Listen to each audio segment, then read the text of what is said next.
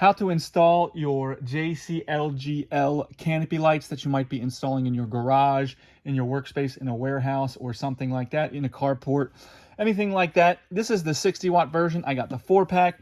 They pretty much all function the same either way, but if you are interested in the 4-pack, I'll actually put a link below to these 60 watts. But anyways, it's real simple. What we're going to do is we're going to come around. When you get them, all you get is the light assembly and then the wire nuts. Everything is already pre-mounted on here. So we have this little mounting bracket already on the light. So what we're going to do is we're going to come in here and find this screw here. We're going to loosen this screw here. Or I should say you're going to take it out.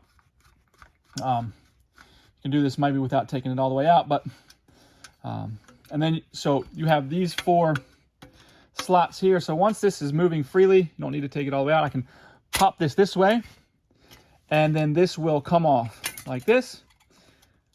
Now I can mount this however I want to my support, whatever my mounting support is, and the light will just hang like this. So if I've got this mounted in the ceiling, then this will just hang like this. Once I've got this all nice and mounted, then I can take my wires, run my wires up through.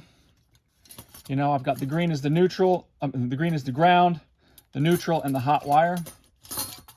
We're going to run them up through here. And then, once everything is wired up, we're going to basically swing this up, and then it's going to slide onto this bracket. So we're going to get this up, get the wiring, get the entire wire harness through here. That's what kind of... There we go. Slide this through. Once we get this slid through, then we come in, tighten this screw down, and we are finished installing the light.